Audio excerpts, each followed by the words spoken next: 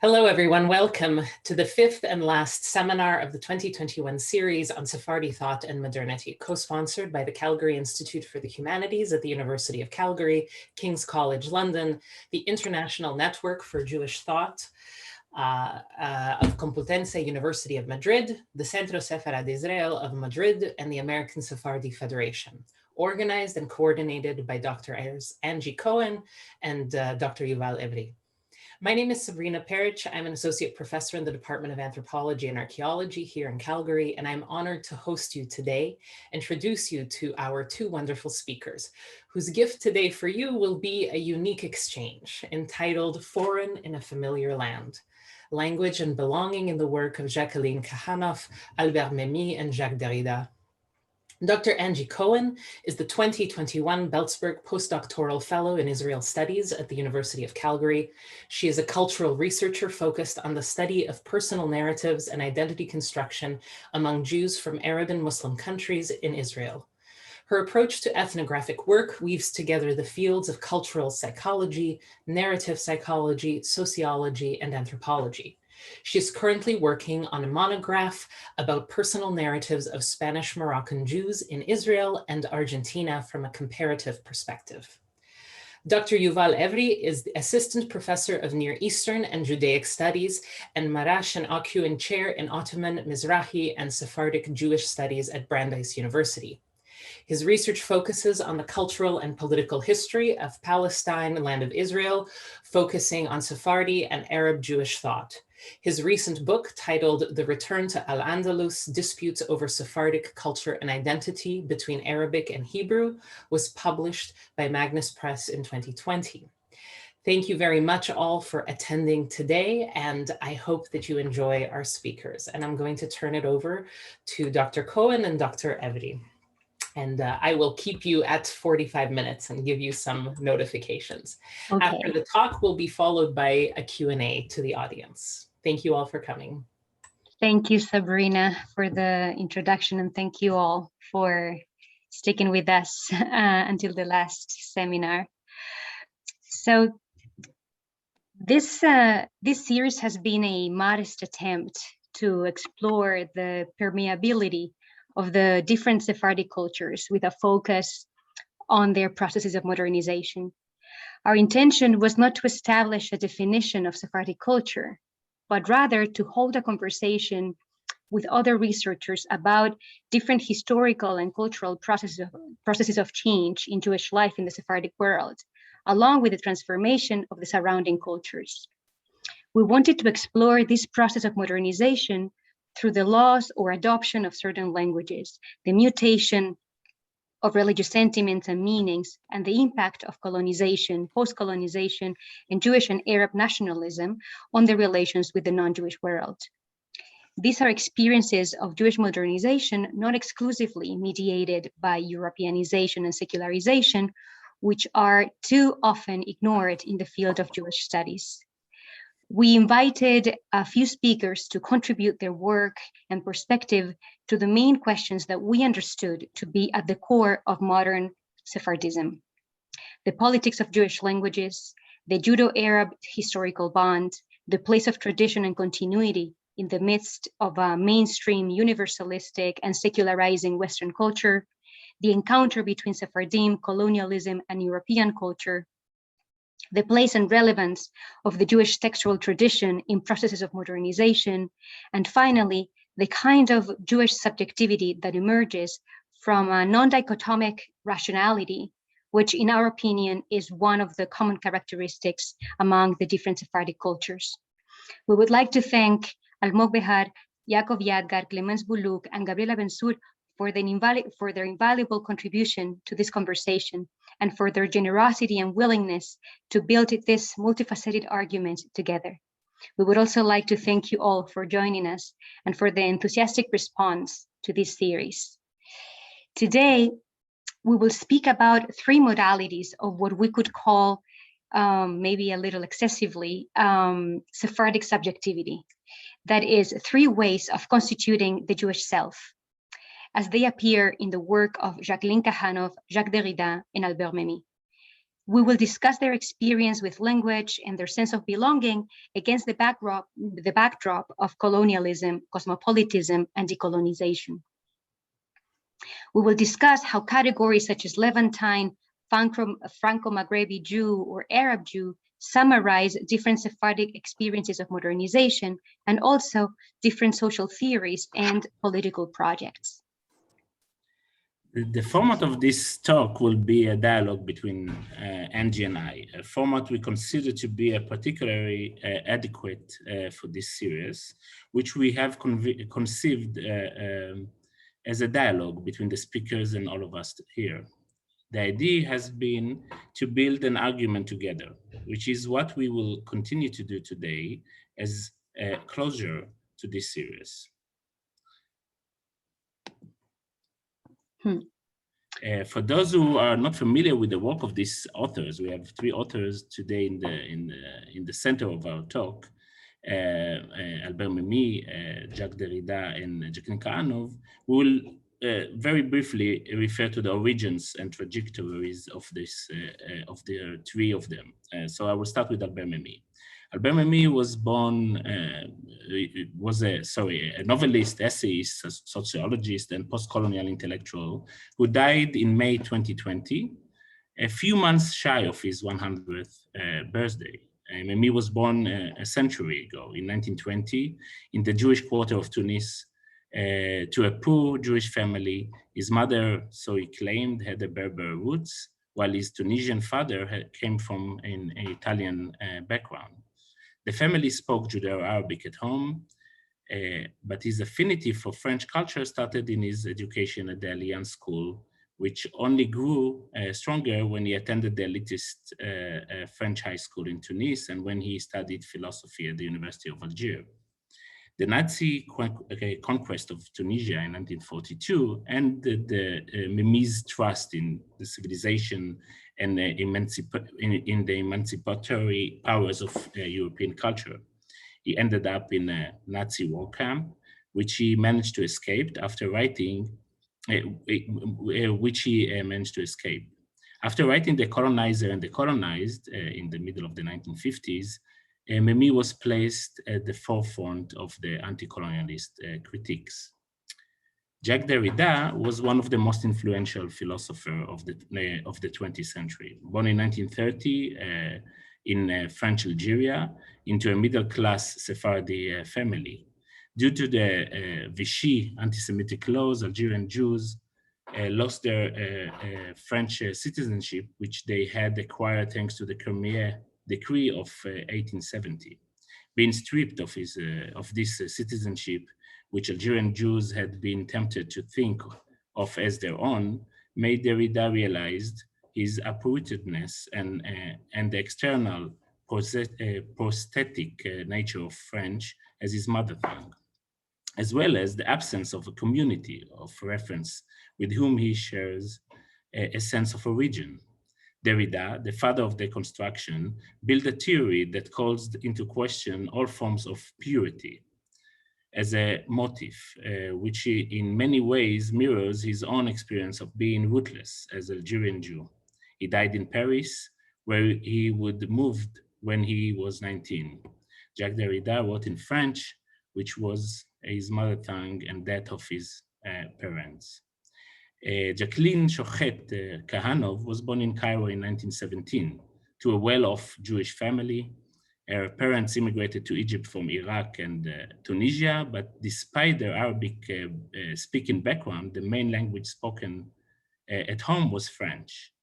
Kahanoff was also exposed to Italian, English, Greek, Hebrew, and Arabic, but Arabic to a lesser extent in her upbringing. But French was the dominant language in school and among the family's social milieu. She was educated in the French school in Cairo and later lived in Paris and New York, where she published her first novel and, in English and a few short stories. From 1944 until her death in 1979, she lived mostly in Israel.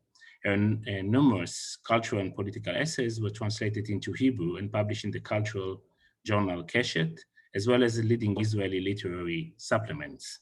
While Kahanoff herself wrote mainly in English and partly in French, her readers were largely monolingual in Hebrew. She is known for a concept of Levantinisms, Levantiniyut in Hebrew, which she used to describe both the experience of the minorities in Egypt, including Jews, and a cultural and social model for Israel to adopt. Kahanoff, Derrida, and Memmi are in different positions in the colonial and cosmopolitan universe of the so-called Europeanized minorities.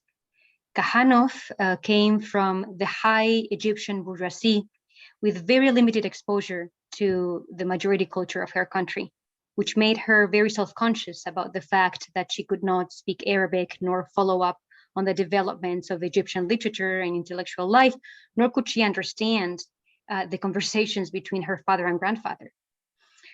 Derrida came from a middle-class Algerian family who also did not speak the local Arabic language, but he saw his own story as a Maghrebian one, in the sense that he obtained and lost his French citizenship by colonial decree as one more colonized entity in the Maghreb. Memmi came from an underprivileged family who lived in the ghetto in Tunis. He acquired French as part of an education that was not expected for someone of his social condition. His mother tongue was the local dialect, and his acquisition of French came not without self-consciousness and resentment. All three authors elaborate in one way or the other the motif of being in between worlds, which is a common theme in Sephardic thought and literature in general. The ambiguous position of Jews in history, and specifically in the narrative of modernity, takes very different forms in the Ashkenazi and the Sephardic world. The archetypical position of the Ashkenazi Jew, which in turn became the canonized Jewish experience of modernity, was the outsider, the suspect, the pariah, the other who is outside of history.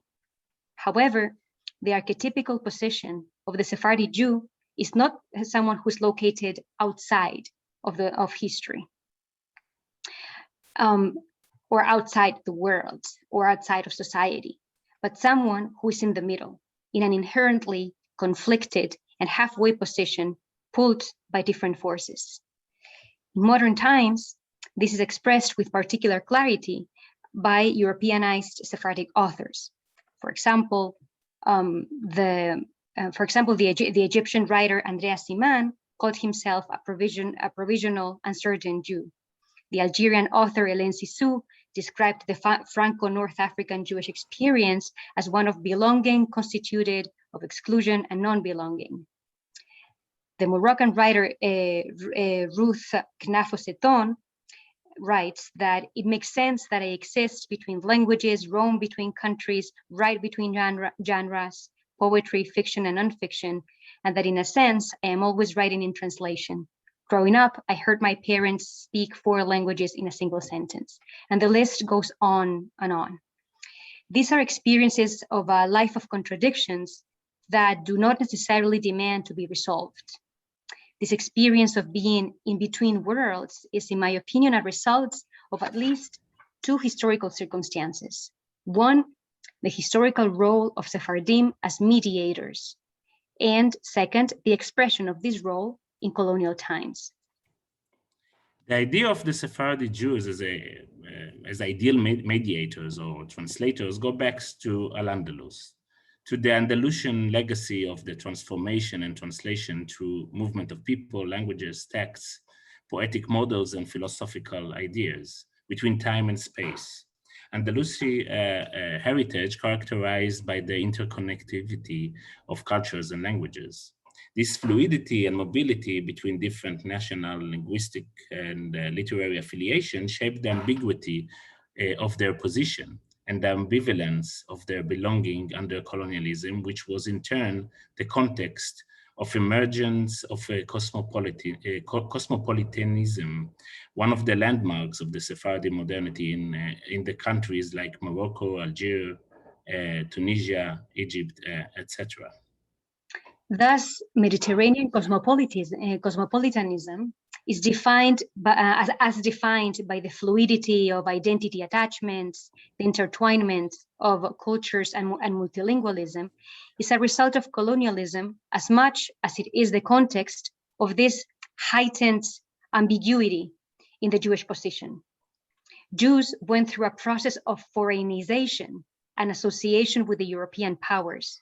Jacqueline Kahanoff, Jacques Derrida, and Albert Memmi are three instances of this Mediterranean cosmopolitanism, three different expressions of Sephardic modernization under colonial rule, which resulted in three different political and intellectual reactions to the loss of references that are involved in that process. Deborah Starr says in her Remembering Cosmopolitan Egypt that this foreignization happened to all resident minorities under colonial rule, who came to be viewed as resident aliens and associated with European powers.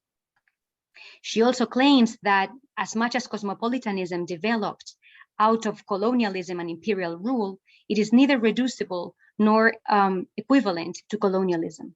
Starr states the importance of seeing how colonialism and cosmopolitanism are intertwined in order to be able to look at each of them separately and see how cosmopolitanism as a concept gives us tools to understand empire's legacy. Jewish life under colonial rule in the north of Africa and the Middle East was charged with an extra element of ambiguity, insofar as different and conflicting political projects had Jews as part of their strategies. Jewish life was structurally ambiguous in the sense that it evolved in the tension between Europeanizing forces of the colonial powers, the cultural specificity pursued by the Jewish community leadership, the impact of Zionism and its subsequent attempts to promote emigration to Eretz Israel, Palestine, the work of the Alliance Israélite Universelle, and their project of Jewish emancipation through French culture, and the nationalistic anti-colonial movements of the Arab world. Each of these different entities, each of these different political and social projects saw Jews in a different light, and each had their own input in Jewish life in the Arab world. Kahanoff, Memmi, and Derrida's work, in one way or the other, respond to the tension between these conflicting forces in different ways. Jacqueline Kahanoff's strategy to deal with this ambiguity that Angy just described was to reclaim a borderland identity and culture. In her essays and literary work, Kahanoff discusses at length the multilingual setting of her childhood.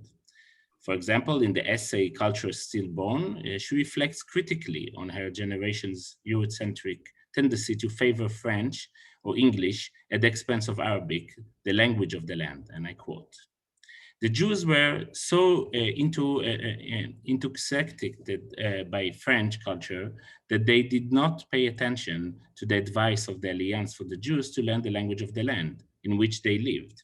In the eyes of the middle-class Egyptian Jews of my generation, speaking Arabic was considered outdated and old-fashioned. Only the lower classes, that is to say, the Jews of the ghetto, spoke Arabic. With time, they too mastered French in schools offered by the community. The language of instruction was French, and Arabic was taught as foreign language, as was English. A dual French-Arabic educational program was implemented in the schools just before the Arab-Israeli War. Even Jews who came to Egypt from Central and Eastern Europe learned French and English and did not bother learning Arabic. There were several positive aspects to acquiring French culture, but after all was said and done, French and English were not local languages in which people could easily or spontaneously express themselves. To a great extent, we were people without a language. There is no doubt that this lack of was a barrier to written expression," end of quote. Kahanoff's views the dramatic linguistic change that took place in the Arab world in the light of the new European imperial presence She depicted how the linguistic landscape of her childhood in Egypt, which was polyglottic in nature, also reflected the new imperial structure of cultural hierarchies and power relations. The adoption of the colonial habitus among the Jewish middle and upper classes in terms of their tastes, cultural references, and even in terms of the adoption of the patronizing and supremacist views on Arab culture and Arabic languages results in an odd process of foreignization that turns them into strangers to themselves, strangers to their own familiar origins, which are seen as old-fashioned and unnecessary. The idea of being a people without a language is equivalent to being a people without a collective memory, without any bridge between present and past, which is a recurrent motive among Europeanized Sephardic authors. This feeling of resentment and attraction to the colonial linguistic situation can also be found in the writings of Derrida, whose own upbringing reveals similar experiences, and I quote, "The study of Arabic was restricted to the school, but as an alien language, a strange kind of an alien language, as the language of the other. But then, of course, this is the strange and troubling part, the other as the nearest neighbor."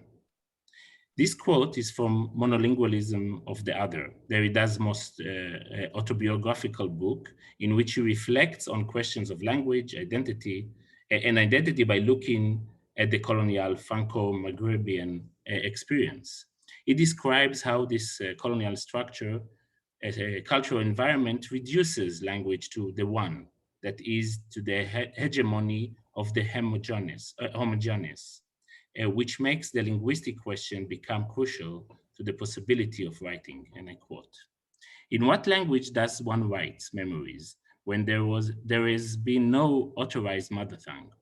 How does one utter a worthwhile I recall when it is necessary to invent both one's language and one's I, to invent them at the same time beyond this surging wave of anamenza that the double interdict has unleashed," end of quote. Derrida repeatedly describes himself as having only one language. "I am monolingual," he says. "My monolingualism dwells, and I call it my dwelling." As Ray shows, monolingualism is for Derrida a living paradox, since whatever he rejects about French, he must declare in French, the only language he has, but which he, nevertheless, cannot call his own. Derrida is describing a situation in which all languages could have been his, in which all the languages that could have been his, and which at some point in history were in fact his ancestors' languages, are unknown to him. Arabic, whether literary or dialectal, Tamazight, Hebrew, Judeo-Spanish, none of these are his originary language or source language. Derrida builds a theory of language, which to a certain extent is also a theory of the human subject, insofar as he speaks about the relationship between individuals and language and about identity. Based on this experience of colonial, so he builds this theory of language, which is also a theory of the human subject, based on this experience of a colonial dispossession of language, dispossession of history, of origin, of familiarity with one's own cultural references. Or at least this is the experience that he generalizes as universal. Derrida claims that the relationship with language is always a colonial one. It is a prosthesis which is imposed on us by another, a law that comes from another. Before continuing, I would like to acknowledge Dr. Miriam Gerardes' insights and input in the development of this argument. In my opinion, Derrida's theory of the colonial subjectivity, one in which language and belonging have been separated, the mother tongue removed from all community intimacy and familiarity, and replaced by the language of the colonizer, the only language that Derrida could call his own, although it was not his. This process of construction of the self is marked by the mediation of colonial rule, which undermines the symbolic universe of the colonized, undermines the colonized traditions, the colonized stories, his languages, and replaces it with a new one. Just as the material resources of the colonized country were being used for the colonizer's benefit, while the country was rebuilt with colonial structures and institutions. Derrida, like Jacqueline Kahanoff, represents the Sephardi intellectuals of the first half of the 20th century who adopted the colonial languages, French and English, yet do not study literary Arabic, the language of the land. However, Albert Memmi, even though he certainly did have knowledge of the local Arabic language, was similarly distressed by his seemingly linguistic insufficiency. And I quote, my mother tongue is a patois of Tunis, which I speak with the proper accent of the young Muslim kids of our part of town and the drivers of horse trucks who were customers of our shop. The Jews of Tunis are to the Muslims what the Viennese are to the Germans. They drag out their syllables in a sing-song voice and a soften and make insipid the guttural speech of their fellow citizens. My relatively correct speech earned me the mockery of all. My co-religionists disliked such strangers and suspected me of affectation, while the Muslim thought I was mimicking them. End of quote. This is a quote from his first novel, The Pillar of Salt, published in French in 1973, which made Memmi, a young immigrant in his early 30s, into a rising star in the Parisian intelligentsia. This confessional novel was a heavily autobiographical testimony from a young writer who felt trapped between two worlds. Besides nostalgic yearning for the Jewish quarter of Tunis in which Memmi grew up, the novel also expressed a spiritual stifling and a deep craving to escape, to live behind the crowded intimacy of his childhood neighborhood and to join the left's liberation movements or the nationalist anti-colonial movements, and the consciousness decision to make a clean break and not to look back, as so not to turn into a pillar of salt. Memmi was the first in his family to acquire a Western French culture. None of the languages he spoke seemed to give him a sense of belonging. There was always something that stood out, something that gave him away as a stranger. As a teenager, he had a noticeable accent in French, which he could not only tame if he focused on his pronunciation rather than on the content of what he was saying, which was obviously not very practical. The accent stood out among the rest of the middle and upper class students who had been born into French culture. His character in the novel, Mordechai Ben Alush, goes on, and I quote, I tried desperately to speak this language which wasn't mine, which perhaps will never be entirely mine, but without which I would never be able to achieve self-realization. Our local dialect was only just able to satisfy the daily needs of eating and drinking. Could I tell my schoolmates that my mother not only spoke no European language at all, but barely managed to carry on in her own dialect? Memmi's colonial experience with French as a language that was not his own in different form that of Derrida and Kahanoff's. Memmi needs French in order to achieve self-realization, liberation from the religious and traditional world of his family, along with its poverty and immobility.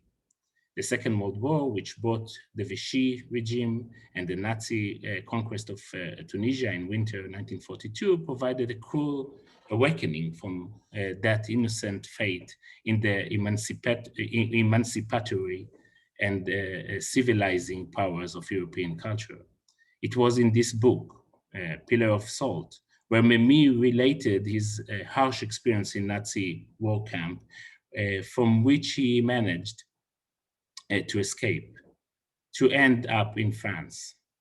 Derrida was also stripped of his French citizenship to the Vichy decree, expelled from school along with the rest of Jewish students and teachers, and eventually moved to Paris. Kahanoff also ended up immigrating, eventually to Israel, after a journey that started with her studies in the US and in then Paris and finally in Israel. In Kahanoff's writings, Western imperialism and secularity are the driving factors in the elimination of traditions and languages.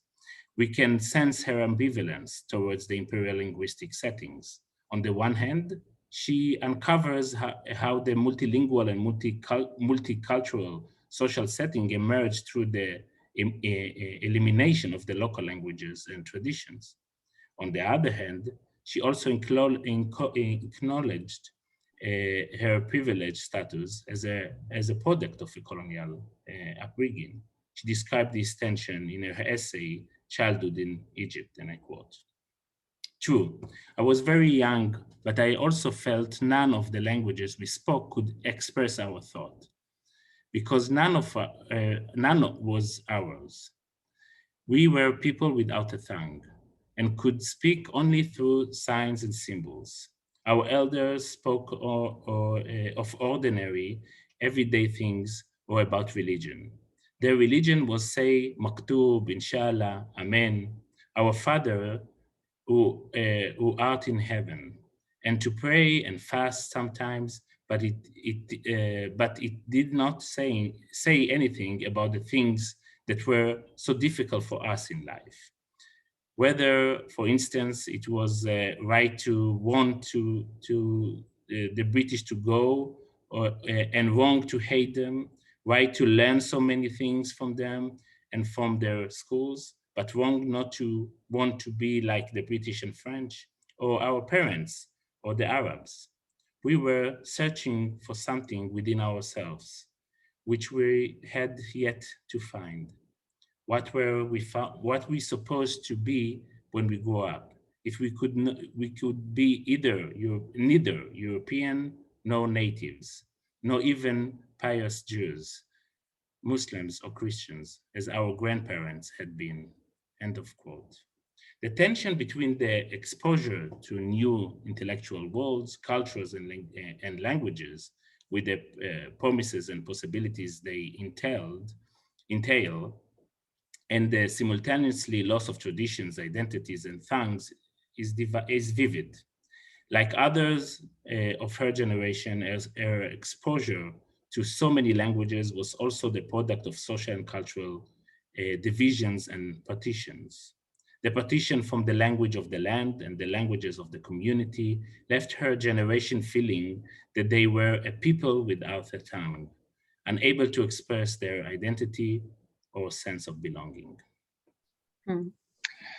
Yafa Benaya says in one of her essays about Kahanoff that her writings about identity in colonial contexts are an exception compared to other thinkers of her time, such as Frantz Fanon or Albert Memmi, whom she knew personally. Benaya says that the main difference is that even though Kahanoff writes about her identity processes and experiences without romanticization, she writes from a place of love and appreciation of the human bonds and cultural connections that had shaped who she was. Therefore, says Benaya, Kahanoff's approach to the experience of being fragmented, ruptured, and trapped in between and inside those worlds, the colonial and the traditional, is more moderate and balanced than in the case of other authors such as Memmi or Derrida. In Benaya's opinion, Kahanoff's writings show a kind of pragmatic acceptance that echoes from a distance the traditional worlds that she came from. Benaya sees this as the acceptance of what has been passed on to us, with the great historical and metaphysical forces that create us and build us as we are, more than any of our personal choices. One example of this appreciation of those historical circumstances that, albeit imperfect, they shaped who Kahanoff was, is this fragment. The Arabs and the other colonized peoples were the crossbreeds of many cultures by accident, while we Levantines were inescapably so by vocation and destiny. Perhaps our ways would part, but together we belonged to the Levantine generation, whose task and privilege it was to translate European thought and action and apply it to our own world. We needed to find the words that would shake the universe out of its torpor and give voice to our confused protests. We were the first generation of Levantines in the contemporary world who sought a truth that was neither in the old religions nor in the complete surrender to the West, and this, perhaps, should be recorded. End of quote. This appreciation of the complexity of identity among minorities in colonial Egypt leads Kahanoff to turn this experience into a social, cultural, and political, in the widest sense of the word, project for the Mediterranean, and more specifically for Israel. The experience of being torn, split, and inherently conflicted results in a proposal for a society that would have the maturity to deal with contradictions and conflicts, which are inherent to any diverse social context. Levantinism, then, would not only be a category that describes those Europeanized minorities who were in between the colonial westernizing world and the traditional world of their communities. Levantinism is also a horizon, a social model. As tends to be the case, the way in which we look at our past relates to the way in which we look towards our future. Or to put it differently, narratives about the past are intertwined with our hopes and visions for the future. Memmi's and Derrida's assessment and judgment of their past is certainly different from Kahanoff's, and so are their political conclusions. Like Kahanoff, Memmi belongs to the same generation who lived the historical, political, and cultural transition from colonial world to nationalism and the nation state, but also, although in different ways, the transition from Jewish traditionalism to modernity and to Jewish nationalism. A portrait essayist, Memmi was one of the first recognized that contrary to the certain political ideas, slogans, and battle cries, human beings contain many dimensions and layers. They are also strongly inconsistent creatures, torn between their different layers and identities and belonging, their competing yearnings and ideals that struggle to coexist. I am ill, and I quote, I am ill at ease in my own land. I know of no other.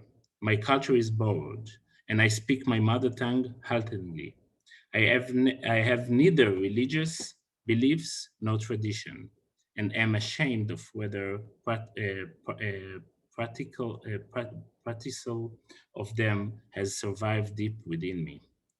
To try to explain what I am, I would need an intelligence audience and much time. I am Tunisian, but of French culture.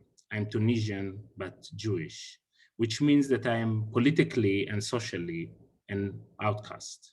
I speak the language of the country with a particular accent, and emotionally, I have nothing in common with the Muslims. I am a Jew who has broken with the Jewish religion and the ghetto, is ignorant of Jewish culture, and detests the middle class because it is phony. I am poor, but desperately anxious not to be poor. And at the same time, I refuse to take the necessary steps to avoid poverty. Memmi became an author who expressed more vividly than anyone else the rebellion against simplistic categorization and labels.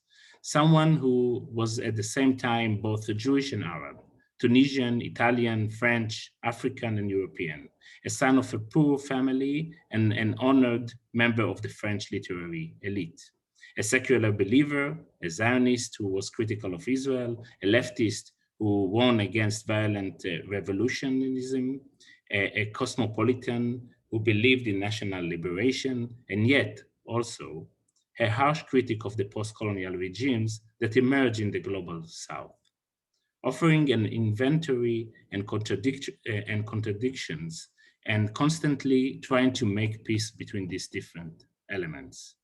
This drive to comprehend human contradictions and complexity is present in, I think, the most important book, The Colonizer and the Colonized, in which Memmi identified the mutual dependency between the colonizer and the colonized. This was an insightful and groundbreaking idea that sought to challenge simplistic views of the colonial condition. Instead of binary matrix in which colonizer and colonized are separate from each other and locked in opposition, Memmi offered a complex multidimensional model of colonial relations in which both sides are bound in an unbreakable knot and their identities intertwined. In the post-war world into which Memmi was forced, self-discovery and exploration of the meaning of independence went hand in hand. The initial innocent confidence that the colonization would soon reach a happy end in the form of personal freedom, coupled with the political sovereignty, was discovered to be a rather naive vision. Israel's independence in 1948 and the intensification of the Jewish-Palestinian conflict on the one hand, and the independence of Tunisia in 1956 on the other hand, had a dramatic impact on the Jewish community in Tunisia in general and on Memmi in particular. Within about a decade, a combination of government sanctions, incitements, and growing harassment results in an influx of Jewish immigration to France from Tunis and to France and to Israel. A community dated back over a millennium became almost entirely extinct. Indeed, these formative changes translated into a shift in Memmi's intellectual as well as existential focus, from a dialectical of colonial oppression to a reassessment of the Jewish question, developing against the backdrop of the political upheaval and a personal sense of alienation. Memmi's ambitious desire in his work was to offer a theory of liberation of the Jew as a three-dimensional liberation project. The third dimension of Jewish liberation was the political sovereignty, the national emancipation embodied by the State of Israel. Only a national solution, Memmi concluded in his book, could free the Jews from their entanglement of fears, repression, and anxieties.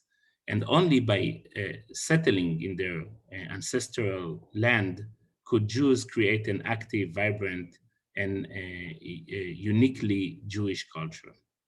Unfortunately, we will not have time today to delve into the very important question of Israel in the work of Memmi, Kahanoff, and Derrida. We have already opened many big questions, and it would not be wise to open yet another one when we are moving towards the conclusions. Memmi's assessment of his past seems to say that the traditional world he came from has very little to offer him today, and that the French colonizer that turned his family into so Memmi's assessment of his past seems to say that traditional past has very little to offer him, and also the colonial culture that turned his family's culture into a burden and a source of suffocation also has very little to offer. Both worlds are there for him to react against them. They have almost nothing to offer but the contradictions from which his thought emerges and thrives, and the injustices and flaws against which he responds. But by themselves, these two worlds have very limited value. I'm saying this as a continuation of the question of the appreciation of those historical circumstances. On the other hand, Derrida's assessment of his past and the loss of familiarity with the Jewish traditions is very different from Memmi's and Kahanoff's. When Derrida reflected about his life as a Franco-Maghrebian Jew and the consequences of French colonization on the Jewish communities of Algeria, he spoke of a Jewish culture that seemed to succumb to an asphyxia, whose memory had suffered a colonial expropriation. He lamented this incapacity, this handicapped memory that turned Jews into strangers to Jewish culture, for whom Jewish heritage had been ossified, necroticized into a ritual component whose meaning was no longer legible. He describes this as a bottomless alienation of the soul, a catastrophe. Derrida felt he was disassociated from his origin, that he had been robbed of his starting point, cut from the heritage of languages that could have been his, Amazigh, Arabic, Judeo-Spanish, Hebrew, but were not. And instead, he was monolingual in the language of the other, in this case, the French colonialist other. This monolingualism and the adopted or imposed French culture was a prosthesis of origin, marking the absence of such an origin. This is the ultimate expression of the colonized experience, the loss of familiarity with one's own languages and heritage. Derrida asked, and we're going towards the end now, where then are we? Where do we find ourselves? With whom can we still identify in order to affirm our own identity and to tell ourselves our own story, our own history? First of all, to whom do we recount it? One would have to construct oneself. One would have to be able to invent oneself without a model and without an assured addressee. End of quote. Derrida explains that French colonialism brought upon Franco-Maghrebian Jews like himself a prosthesis of origin. A French culture, that French culture was the culture of the other, a culture they, as Maghrebian Jews, were historically remote from, which turned them into strangers to themselves. Derrida calls his argument a recollection of this Derrida calls his argument and his recollections of these experiences a lament, a grievance for not having a memory to go back to. This is an experience of an impossible belonging that turns the home, the community, and the familiar into objects of deconstruction, insofar as their appearance as natural as the air we breathe has been interrupted by a process of colonization that has turned the familiar into strange and unknown. So we just want to make a couple final remarks to wrap up. The cultural multitudes that shaped Sephardic subjectivity became fragmentary and contradictory with each other, educated by traditional European but North African, only in the face of the demand to self-identify, to choose a framework, a point of view, a tribe, a group. This demand was imposed by way of colonialism, nationalism, and post-colonialism, which infused the ethno-religious differences with extra power dynamics and interrupted the fluidity of belongings.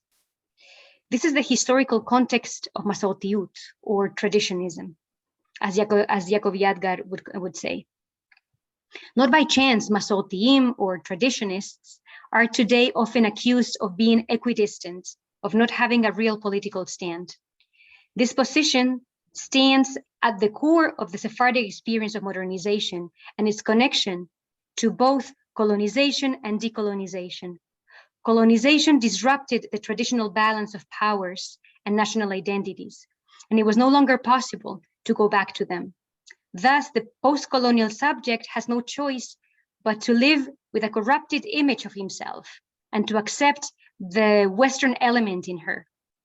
This experience is expressed by our three authors with different conclusions drawn from it.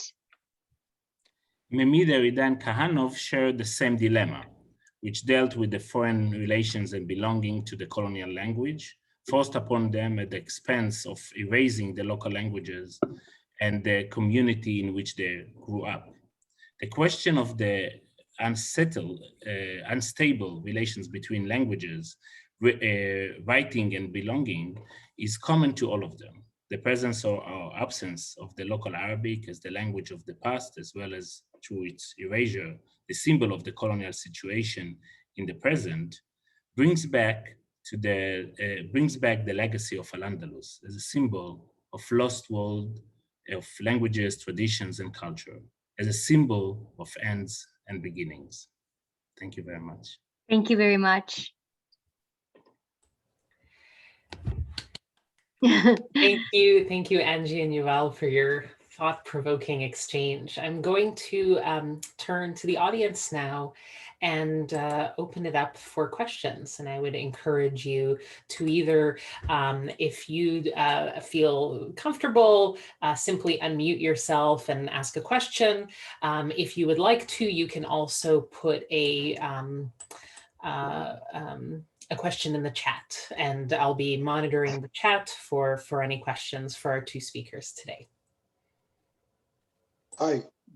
Yes, we'll go. Moise Ben Arosh. Yes, we'll start with you. You hear me? Yeah. Yes. Yeah. Okay, first of all, there are 2 points here. One is that the state of multilingualism doesn't start with colonialism. When you go with the Jews, you will find, first of all, the Jewish, Arabic, or Berberian languages. Before that, there is the Arabic and Hebrew, and even before that is the Aramaic and Hebrew. So the history of the Jews is. Can we stop the radio somewhere? Moise, can you turn off the radio? What radio? There was a radio. Now, okay, now it's fine. Did you hear me? Yes. No, I'm saying that before colonialism, there is already a multilingual society in the Jewish world, especially the Sephardi Arabic Muslim world, and it's not a symbol of modernization. Modernization doesn't go to the language. The second point is that when you're speaking of French writers, Hebrew French writers, you are speaking about a very, very specific and unique language in the 19th century. I mean, the idea of speaking French is almost a messianic idea in the 19th century. The French Republic destroys all the languages around, because the Republic thinks that the salvation of the world comes through the French. And of course, Angy knows, but there is the Spanish-speaking, the Spanish writers that comes from the Hebrew world. They don't come from a colonial language. They come from Ladino. Right. And they are spread all over the world, even today. I mean, Eduardo Jalfón, or Miriam Moscona, Esther Bendahan, they come from a language that is theirs for 1,000 years. It's a mother language. It's a grandmother and great grandmother language. And also, even in Iran, there are writers like Roya Hakakian. She writes nonfiction. She writes nonfictions in English and poetry in Farsi. So it has to be put in a context because there are very different ways of expressing a mother tongue. Yeah, I think that the first part of the argument, it was not that colonialism brought multilingualism. No, the opposite. That colonialism destroyed the multilingualism that was already there in this specific cases. And I think there's a beautiful work to do there to compare Spanish-speaking writers, Sephardic writers, their experience of language, and the Sephardic writers that write in French. I think that would be a very nice project to do there. But I don't think, right, Yuval? I like the idea was the opposite, that colonialism comes to interrupt this multilingualism, not that it brings multilingualism. Maybe we didn't, because we are talking about French. Exactly. Yeah.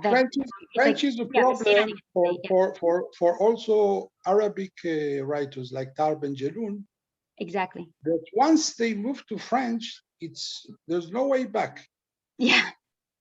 Yeah. Really, I personally write in Spanish and Hebrew, and I learned. I made my first steps in my first studies in French, and when I decided consciously not to write in French, because if the conscience was, if you start writing in French, then you're lost. Yeah. Maybe except Beckett, but that's a special case. This is the case of the Canadian Nancy Houston. She comes from English and she moves to French, but she only writes in French. So the three authors we talked. Okay. Something is happening. I ask something? I'm going to turn to Zvi Zohar. He had his hand up earlier, and then Nicole Cohen-Adad. And then I believe Yitzhak Kerem had his question. His hand up there. Okay, I would like to make 2 points. One is that this issue of the language is not only colonial, because if we consider what happened in Turkey and Greece with the Ladino-speaking Jews in what was Turkey and Greece, and then both countries, which were not colonialist, it was a nationalist local movement, insisted that the Jews become proficient and study in Turkish or in Greek, okay? And this was a major challenge under this format, which had nothing to do, in this case, with colonialism, but a certain idea of a national identity connected to a language. That's number one. Number two, I would like to relate to what Dr. Cohen said about the connection to Masoratiyut. As far as I understand this traditionalism, these three very interesting individuals were exactly at the point that they could not be traditionalists. Okay, Masorati is somebody who has a tradition and lives within that tradition along a certain sliding scale of not perfect consistency. But if you don't have that tradition, which is the case that was described here, then you have the challenge, which is today a challenge in many places throughout the Jewish world. Is it possible to reconstruct Masoratiyut, traditionalism? And I think this is a major challenge.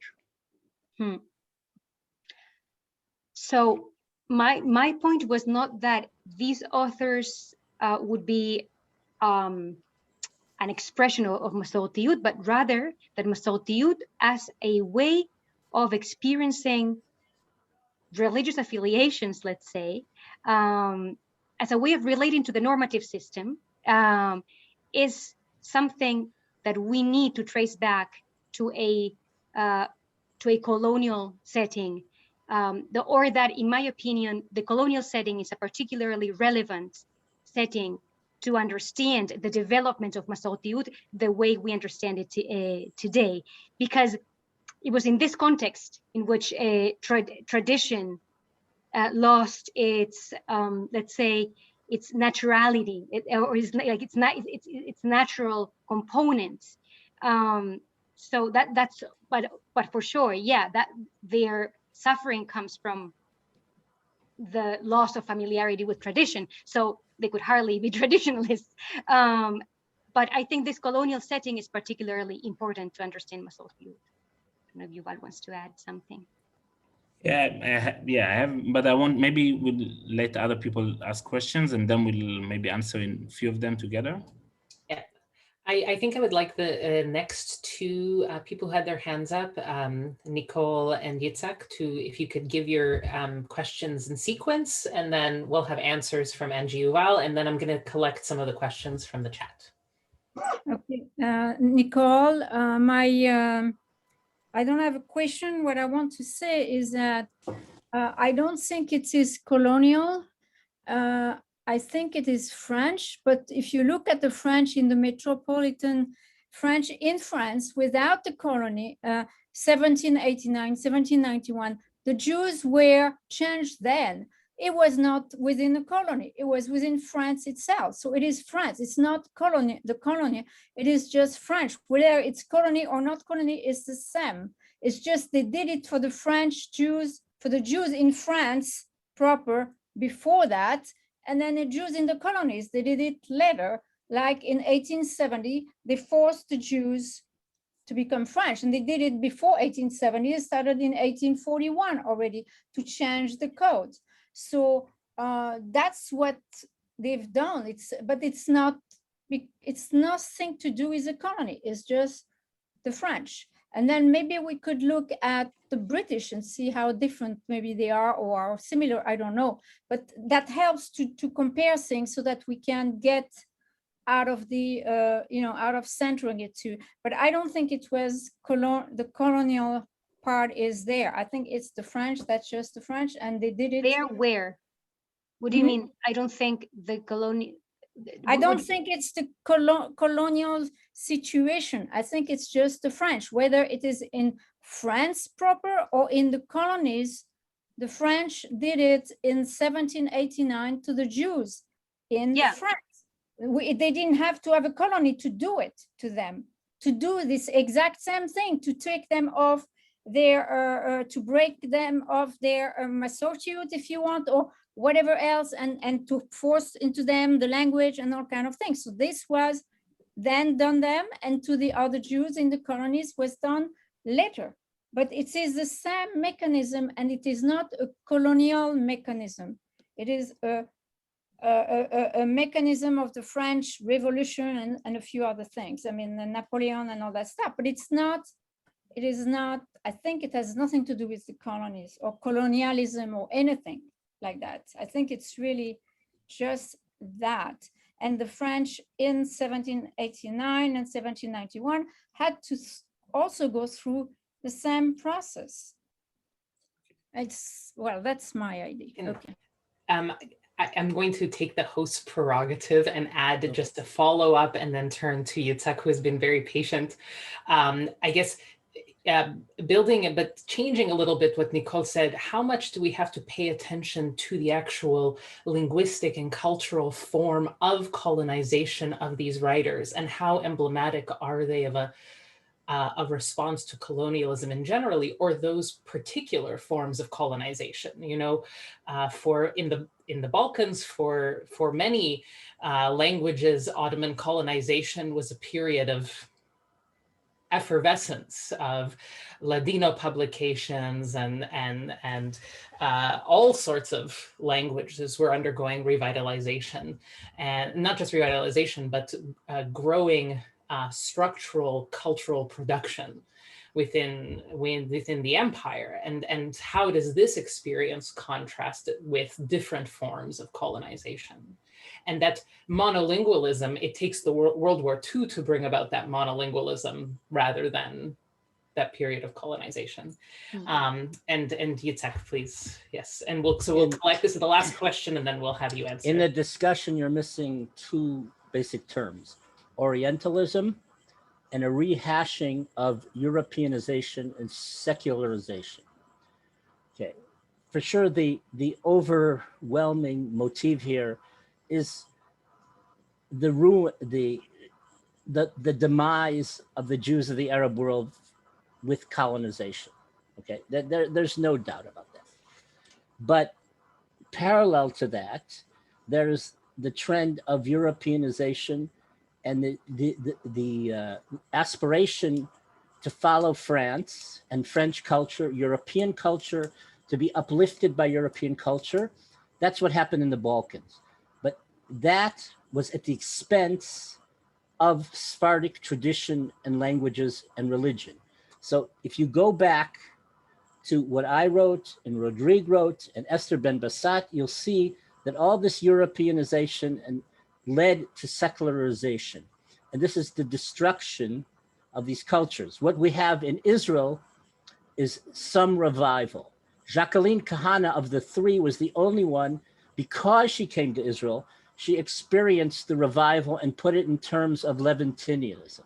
Okay, without Orientalism, you cannot see the rejection of the East, of the Eastern Jew, and is what Yuval wrote of Andalus and the whole tradition, and what Moïse was talking about, since a Jewish culture formulated through Islam, through the East, through Babylonian culture, et cetera, et cetera. It's not just colonization. Okay, there's a constant decline. Okay, without Orientalization, it works in a lot of ways. But the Jew as someone who affiliated with the colonizers, okay, and didn't usually fight against the colonizers, was the agent and bore the wrath. And in the end, that conflicted with nationalism, with Arab nationalism. So you can't deny that. And then what happens in the language politics is basically it's eradicated, okay, with modernization. And that this is the epitome of what happened in the Sephardim in America. Balkan Jewry essentially assimilated. They didn't self-educated, and there's a lack of community. In the Ottoman Empire, like what Zvi was talking about, you had the conflicts with nationalism, but originally it was imperialism. The Jews benefited from imperialism. Also in Spain, in the Muslim empires and kingdoms, and in the Ottoman Empire, without a doubt. And that's how they flourished. But it all came to an end with conflicting nationalism and secularization.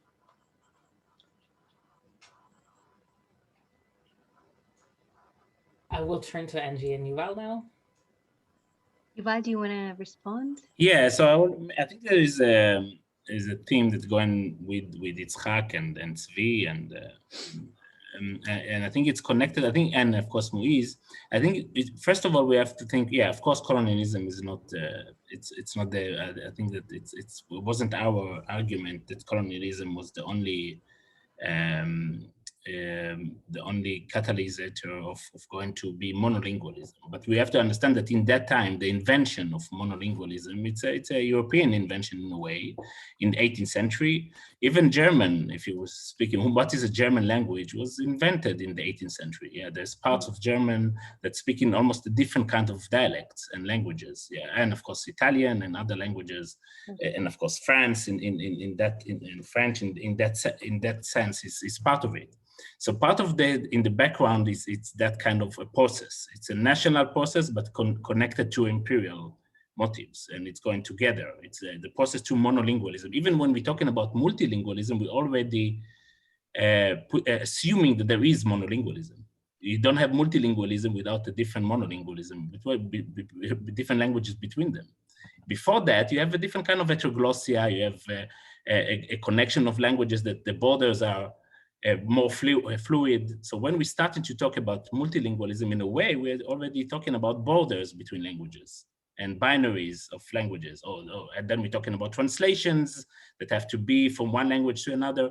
And if we go into a Jewish tradition, of course, we see in many, many years that these kind of concepts are more fluid. and another thing that I will go, I think it's your arguments are very, very important, but I will add, it's not only Europeanization and of course the negation of the East and the Orient and secularization, but also the transformation of Jewish tradition to a Judeo-Christian imagination. In a way, the negation of Judeo-Muslim tradition. It's not only the Andalus, in a way, it's a Judeo-Muslim tradition that have a different kind of, it's not a tradition of a text, a written text, it's a tradition that's more focused on translations and oral texts and creations of different kind of influential between traditions. And I think we can see in the 18th, 19th century, it's not, and in fact, Derrida, even Derrida, when he wants to talk about Judaism, is going to, and he's doing in front of Judeo-Christian debate. He's not going into Judeo-Muslim. It's the same with Jacqueline Kahanoff, and maybe in a little bit less, but I think in the same way we can see with Memmi. And I think this is the tragedy. The tragedy is that they are not continuing the discussion of the Judeo-Muslim civilization that in that time is demising in a way. Yeah, but I will end here. Also, the three, I will just add to this that we were not, as we have said repeatedly throughout the talk, we were not generalizing these three experiences to the whole of the Sephardi experience of modernity. We were rather examining this very specific experience, which is the experience of the Sephardic Europeanized elites and the consequences of this process of Europeanization, and how these three processes were very different from each other, both in their countries and in the specific experiences of these authors.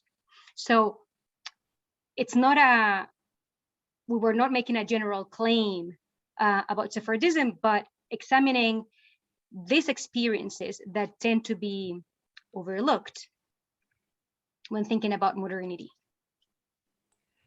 I'm going to collect a few questions from the chat, if that's okay now, since we have a limited amount of time left. So I'm going to read a couple of questions for you, both from the chat. So we have one from Lisa Melili asking if this alienated language impacted the faith or the practice of Judaism.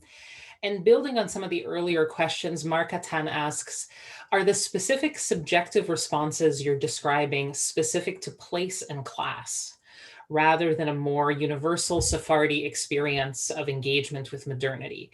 The countries where they lived had more intensive and longer lasting colonial experiences than, say, Syria, Iraq, and other Ottoman territories. And also at least two of the authors were middle class. Would you expect similar responses among poorer Jews in the Maghreb? No. And this, as we have also pointed out, that there is a social class issue, and that is also behind the differences between Memmi and these two authors. Like Kahanoff came from a solid upper middle class, and Derrida is the same. It's a completely different experience vis-a-vis Europeanization. Yuval, do you want to add anything? Yeah, I think that the first question was for, can you remind me which one was where is the first question? I'm trying to. Yes, if the alienated experience of language affected the faith or practice of Judaism. Yeah, so I think, yeah, definitely. So we're going back to what Moise said, that Jewish tradition was multilingual. So of course, if you were a traditional Jewish practitioner, you're going to the synagogue, you need to know Aramaic, Hebrew, and sometimes Judeo-Arabic if you're reading the translations, or and of course you have some of the things will in the Jewish languages, in Ladino, some of the writings, or you have the Dvar Torah in the local languages. So you already have an experience of a richer experience of the Jewish tradition. And of course, the connection. If you read Aramaic and Hebrew, you of course have the connection, and even of course, language is always, it's vocal. You have the music of language, and for Aramaic and Hebrew and Arabic have very close mimicry even to each other. So of course, the demise of this kind of traditional languages is part of the changing or transformation of Judaism to a monolingual in a way, tradition, either to Hebrew or to the colonial languages in the secularity process of it. So either national secular that knows only Hebrew, modern Hebrew, without the traditional Hebrew, and of course not Aramaic, and not the Judeo-Arabic or Judeo-Spanish or Yiddish, or the colonization that only know French and doesn't know, or English, doesn't know the languages. And I think it's of course affects the imagination of what is Jewish tradition as well.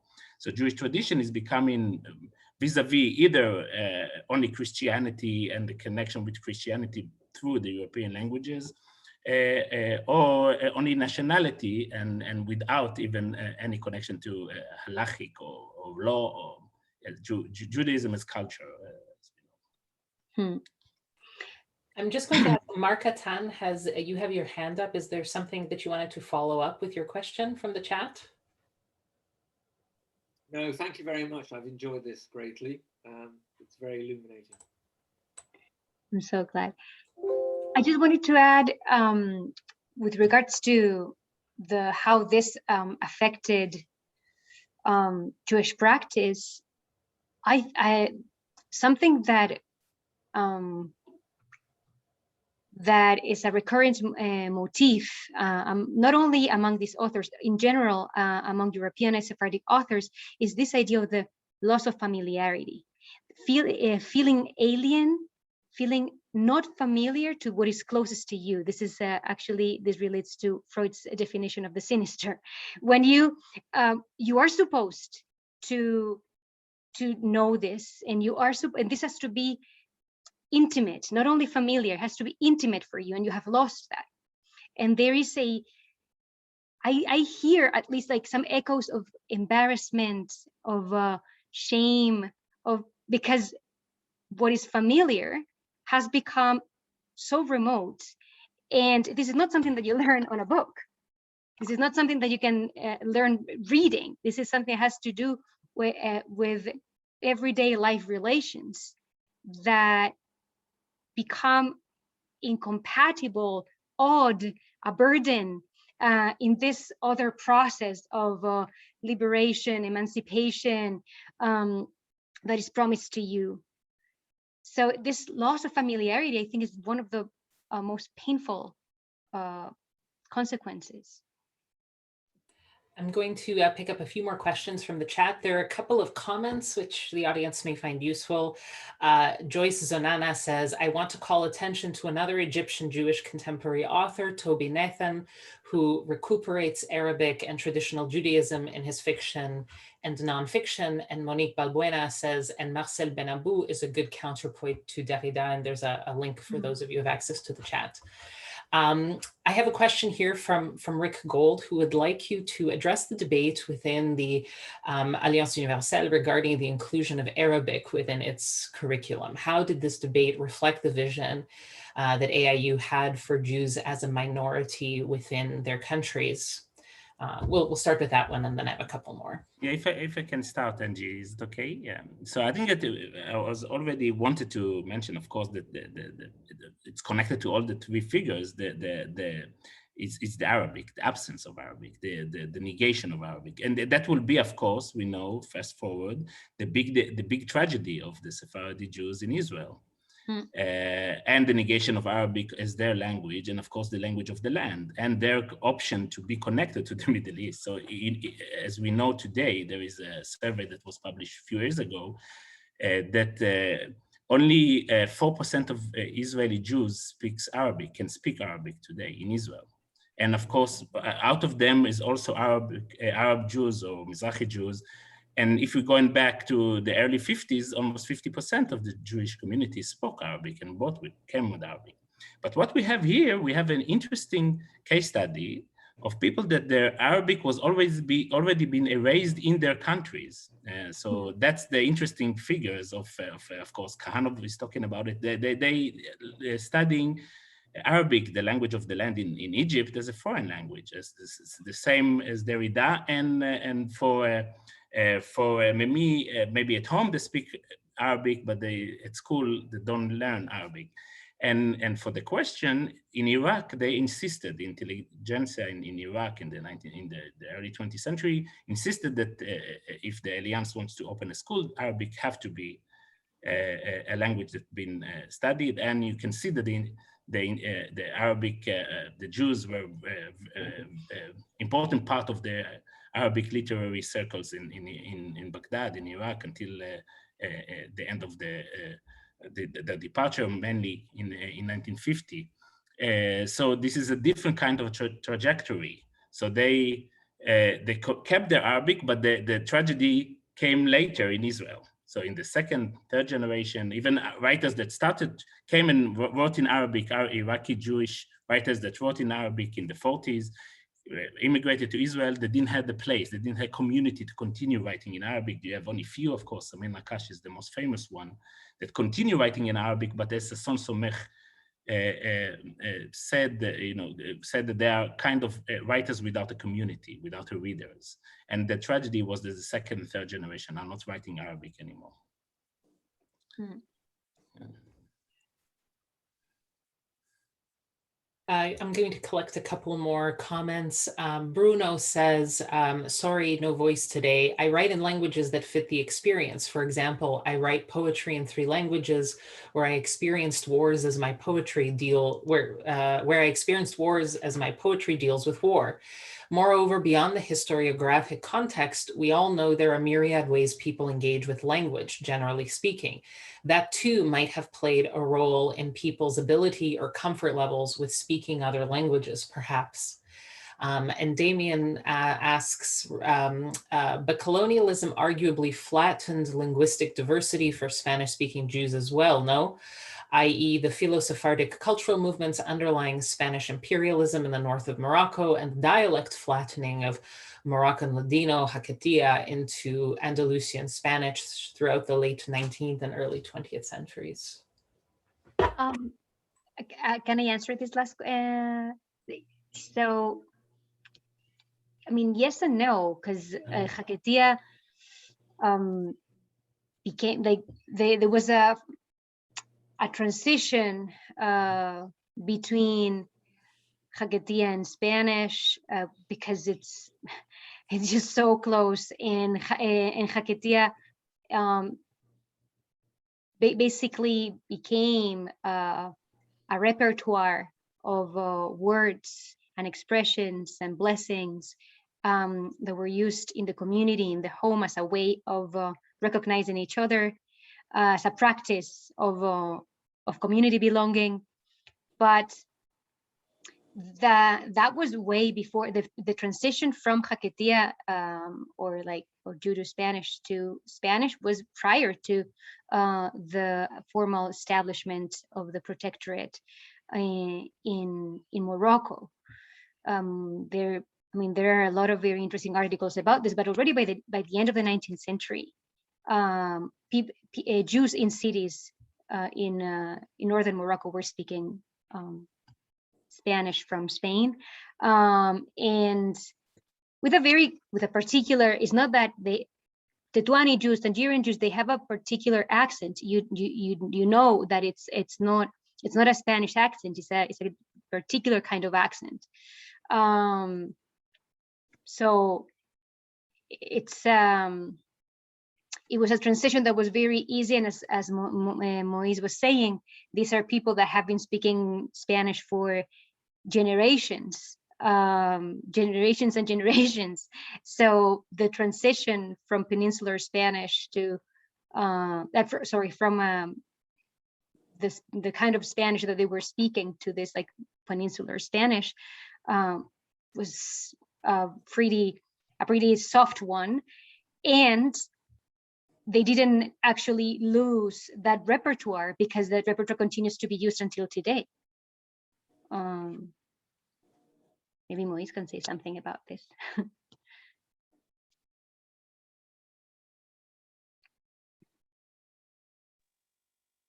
I'll be back. Yeah, we brought you back. No, there is an academic discussion whether there is a colonization of the Haketia by the Spanish.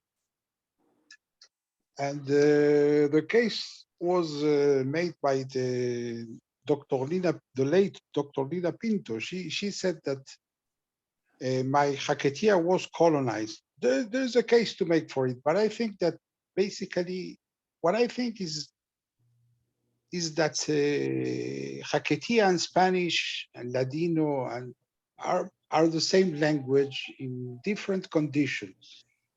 So Spanish came naturally to someone who spoke Haketia. They didn't change the language. It's not like French. French is a very remote language. It's a very different language than Spanish, than those who spoke Ladino or Haketia or Ladino in Turkey or in Tunisia. Yes, there were speakers of Ladino in Tunisia in the 19th century. It's a very French itself is a very, very colonial language.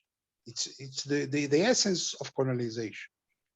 So what I think also that we all know about the French writers because the French Republic accepted the Jew through the French. When he spoke French, he really accepted them. Yes, well, until the Holocaust, but. But they are accepted, and the French. I don't know if Evri or you actually read in French. The French of the Maghrebian Jewish author is very, very, very special.